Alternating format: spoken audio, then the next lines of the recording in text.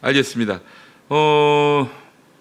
윤석열이가 그 감옥에서 휴대전화로 자기 키우는 강아지 사진을 봤다고 하네요. 뭐 교도소에서 구치소에서 편의를 많이 봐준 것 같습니다. 이게 이제 반려인들과 연대하기 위한 뭔지는 모르겠는데 반려견 키우는 아니 근데 사람들하고 기본적으로 면회할 때 네. 휴대전화 못 갖고 들어가는 거 아닙니까? 그럼요. 그리고 그 휴대전화 가지고 들어갔다는 부속실장이 네. 장소 이동 접견을 했다는 건데 부속실장이 뭔데 특별 접견, 장소 이동 접견을 해요. 다 말도 안 되는 거고요. 그다음에 하나는 언론 보도는 그렇게 나왔잖아요. 반려견을 봤다고. 네. 그것만 받겠냐는 거예요. 윤석열은 그런 핸드폰이 생겼는데 전화는 안 했을까?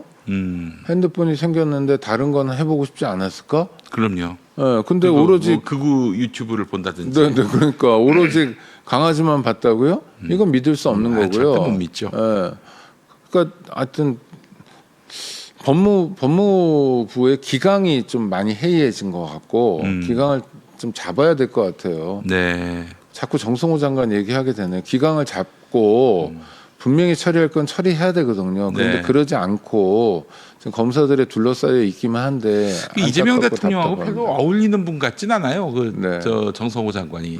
그러니까 이 대통령은 주도적으로 자기가 찾아가지고 그럼요. 해야 할 일을 하는 양반인데 그 정성호 장관은 좀 그 조직을 느슨하게 관리하고 있다는 생각이. 국무회의가 재밌더라고요. 네. 저도 한번 보면 끝까지 보게 되던데. 글쎄. 그리고 되게 고마운 얘기도 많고요. 막 서민금융진흥원 얘기 15.9% 이런 네. 얘기들 이게 다 대통령이 퍼센테이지까지 머리에 다 입력해 놓고 예. 이제 묻는 거예요. 그러니까 예. 국무회의 참석자들도 야 만만치는 않겠다. 정말 일하는 공부하는 이제 국민의원들이 돼야 되는데 근데 법무부 장관은 사뭇 달랐어요. 그러니까 예를 들어서 명동에 그 혐중 시위, 윤어게인 이런 거, 혐중, 중국 혐오 시위. 이런 거 정말 할 수 있는 거 되게 많거든요. 제가 적어왔어요. 이를테면 경찰이 집회 시위할 때 이렇게 고착하는 거 있잖아요. 차벽 세우고 예. 인력으로 고착하고 이런 거 있습니다. 네네. 이래서 그 혐중 시위 자체를 안 보이게 하는 방법도 있어요. 그다음에 옆에다가 소음 측정을 하는 거예요. 데시벨만 넘으면 바로 중지시켜 버리거나 그렇지. 이런 거. 예. 이거 얼마든지 할 수 있어요. 그 전에 집회 자체를 불허하는 거예요. 왜냐하면 집회는 헌법상 기본권이긴 하지만 네. 헌법상 기본권이라고 해서 마음대로 행사할 수 있는 건 아니에요. 이를테면 남의 재산을 뺏을 권리가 있는 게 아니잖아요. 내가 그럼요. 재산권이 있다 자유라고 하더라도. 해서. 예. 그렇죠. 그래서 남을 해칠 권리, 누군가를 혐오하고 선동할 권리, 혐오하자고 선동할 권리 이런 거 없거든요. 그러니까 집회 금지 통보 같은 걸 할 수도 있어요. 그다음에 시위도 마찬가지 무조건 시위 보장하는 거 아니에요. 그렇죠. 교통의 원활한 흐름이 현저하게 방해될 때는 시위도 못하게 할 수 있어요. 공공의 근데 이익에 반할 그럼요. 경우. 예. 아니 현저하게. 근데 예. 명동은 어떤 곳이냐면 늘 차가 막혀요. 네. 그러니까 시위는 꼭 기묘한 시위가 아니면 안 해야 돼요. 그리고 이 사람들은 시위를 어떻게 하냐면 윤어게인은 극히 소수의 극렬 분자들이 시위를 하거든요. 그러니까 인원 한 50명 정도밖에 안 되는데 행진을 할 때 보면 네. 한 명 가고 또 한 명 가고 이런 식으로 가는 거예요. 네. 그러니까 일종의 교통방해를 하고 있는 거거든요. 노골적으로. 네. 예. 그럼 그거 체증해가지고 이건 시위가 아니라 교통방해다라고 해서 그러니까 법률적으로 접근할 수 있는 게 되게 많습니다. 그러니까 굳이 상상하지 않아도 많아요. 그러니까 예를 들어서 경찰에서 그러면 우리 혐중 시위 같은 거 한번 연구해가지고 대책을 내놔라 그러면 한 30개 내놓을 거예요. 그리고 시행하면 돼요. 근데 국무위원들은 뭐 하는 사람들이냐? 그걸 하는 사람들이에요. 그러니까 대통령은 아주 의제만 딱 한마디로 하면 근데 국무위원들이 그냥 어벙벙하고 막 어떻게 해야 될지 모르니까 대통령이 그거 업무방해 아니에요 이렇게 얘기도 하잖아요. 업무방해 맞죠. 왜냐하면 장사도 못하게 하고 이런 거니까. 네. 아니 그 관광으로 먹고 사는 측면 대한민국 커요. 앞으로 더 커져야 돼요. 사드 사태 때 명동에 있는 공실률이 60% 70%까지 올라갔어요. 그 얘기 뭐냐면 그 많은 사람들이 자영업자들이 갑자기 먹고 살 길이 없어졌다는 거예요. 한 집안이 비극적 사태를 겪는 겁니다. 아주 중요한 문제예요. 예? 근데 정치적으로 악용하기 위해서 이재명 대통령 공격하기 위해서 윤석열의 죄를 탕감받으려고 그렇게 극단 세력들이 명동을 누비고 다니는 걸 국가가 그냥 지켜봐야 되냐? 그런 헌법상 권리는 그 없습니다. 얘기를 이 대통령이 직접 파괴됐다는 거는 주무장관이 신경을 잘 안 썼다. 그러니까 법무하고 행안이 문제예요. 그러면 지금 또 행정안전부 같은 경우에는 왜 박현수 그 서울경찰청장 네. 대행 그 사람 내란 공범으로 꼽히는 사람 아닙니까? 그렇죠. 왜 아직도 안 갈아요? 아니 그러니까 경찰 인사가 이제 지금 인사가 각 부처가 다 쌓여 있어서 인사가 좀 늦어지긴 해요. 아니 그딴 사람은 몰라도 박현수는 우선적으로 좀 교체해야 되는 거 아니에요? 대통령실 민정에서 적체인데 예. 지금 이사장님 말씀하신 것처럼 그럼 서울청장은 어떻게 하냐면 서울청장도 중요하고 차장도 중요해요. 차장이 이제 집회 관리를 하고 그러는데 서울청차장을 그것만 포인트로 바꿔도 돼요. 네. 그렇잖아요. 네. 서울청장은 인사 내면 그 다음에 박현수는 집에 가는 거거든요. 그렇지. 그렇게 하면 되고 그 다음에 사법적으로 뭐 문제된 건 그 다음에 한번 털어보면 되는 거고 그런 걸 하는 게 장관의 자리입니다. 그렇지. 근데 그런 면에서 부족함이 너무 많아요. 이제 분투해가지고 네. 대통령 따라 배우기 이런 것 좀 하고 그래서 노력했으면 좋겠어요. 국무회의 들어가기 전에 밤새 그냥 사전에 모의고사 보는 거 있잖아요. 이런 것도 좀 하고. 예.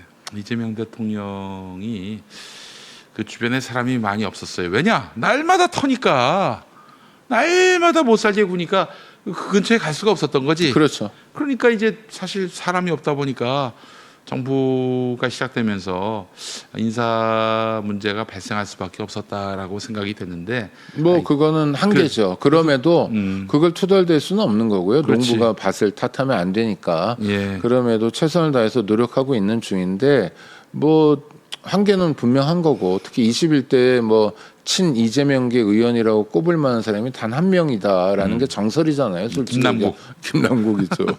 근데 정설이잖아요. 그러면 사실 그럼 나머지 재선 이상은 다 친 이재명계가 아니었다는 얘기가 되잖아요. 대통령이 그 양정철 씨한테 그래도 좀 됐으면 좋겠다라고 판단했던 그런 사람들에 대한 이야기를 좀 했던 것 같아요. 꼭 공천시켜라 이런 얘기는 아니더라도 다 안 됐다는 거야. 네. 다 김남국도 원래 이재명계는 아니었고 네. 나중에 이재명계가 된 그렇죠. 경우죠. 보고 예. 네. 이재명이란 정치인을 보고 재발견한 케이스죠. 저는 그래서 이 친문들을 용서할 수가 없습니다, 진짜. 우리가 만약에 이 시대에 이재명 대통령 아닌 다른 사람이 대통령 되기도 어려웠을 것이고요. 윤석열이가 민주당이 집권하게끔 내버려 뒀겠습니까? 오로지 자력으로 여기까지 올라오게 됐는데 어제 대통령 말씀 중에 그 15.9% 있었잖아요. 서민들에게 네. 그거라도 꼴랑 해주냐. 예. 니들은 예대 마진으로 예금 대출 마진으로 그렇지. 30~40조씩 횡재하면서 그 총 비용 몇백억도 안 되는 거 가지고 말이야 리스크 관리라고 해가지고 그러냐. 이거 너무 잔인하지 않냐. 정말 돈 몇백만 원 못 구해가지고 정말 초라해지고 죽음으로 막 내몰리는 사람들에게 그건 복음 말씀이에요. 은행들이요 사회적 공헌해요. 어제 저도 그런 얘기를 좀 들었는데 전체 은행이 은행연합회 통해서 다 하는 게 1조 9천억 정도 되더라고요. 네. 근데 꼴랑 1조 9천억이냐는 거죠. 사실은 횡재하는 거에 비하면 그 횡재는 전부 다 국민들에게 하는데 네. 또 하나는 1조 9천억 정도 사회적 공헌을 하는데 그게 대부분 어디로 가냐면 서민금융진흥원에 보내는 돈이에요. 네. 근데 서민금융진흥원은 어떻게 하고 있냐면 연리 16%의 이자를 받는 거예요. 거의 네. 사채 수준에서. 오. 그러니까 그거를 낮춰야죠. 낮춰야지. 그거를 경기도 때는 1% 했어요. 예. 그리고 저 악성 부채 이런 거 소각해도 돼요. 그럼 받지도 아니, 또 못해요. 그렇게 어차피 하셨어, 이 네? 대통령이. 아니 그렇죠. 7년 되고 저 5천만 원 이하 예. 채권 추심 비용만 들어요. 어차피 못 받는 거예요. 근데 족쇄라도 풀어주자는 거예요. 대통령의 자리는 뭡니까? 국가의 자리는 미국에서 쇠사슬 차고 발에 족쇄 찬 국민들의 쇠사슬 풀어주고 그 다음에 악성 부채 때문에 쇠사슬 차고 있는 서민들, 저신용자, 저소득자. 아니 자본주의 사회에서 어떻게 하면 가난해질 수도 있는 거지 단박에 그렇죠. 그렇죠. 예. 어떻게 하면 내몰릴 수도 있는 거지. 한때는 잘 나갔던 사람도 많은 거죠.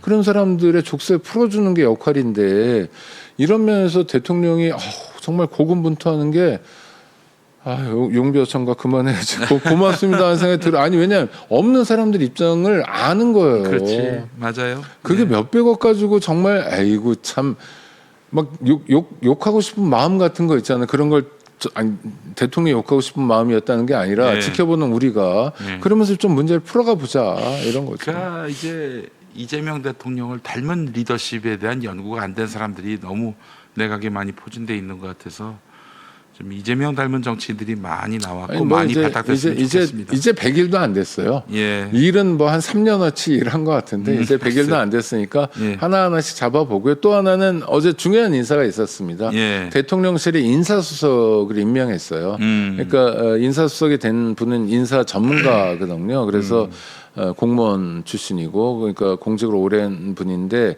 인사 문제를 좀 제대로 인사수석의 보좌를 받아가면서 풀어보겠다라는 대통령의 의지가 반영된 거니까 앞으로 인사 문제는 훨씬 더 탄력을 받으면서 갈 것 같고요. 네. 그게 이제 좀 정착하려면 그래도 한 6개월 뭐 정도 그러니까 앞으로 한 3개월 정도 지난 다음부터의 인사는 그래도 이재명 스타일이 좀 많이 나오지 않을까라고 기대해 봅니다. 막연한 기대는 아니고 그런 방향으로 구조가 짜이고 있어서 네. 기대할 만합니다. 알겠습니다.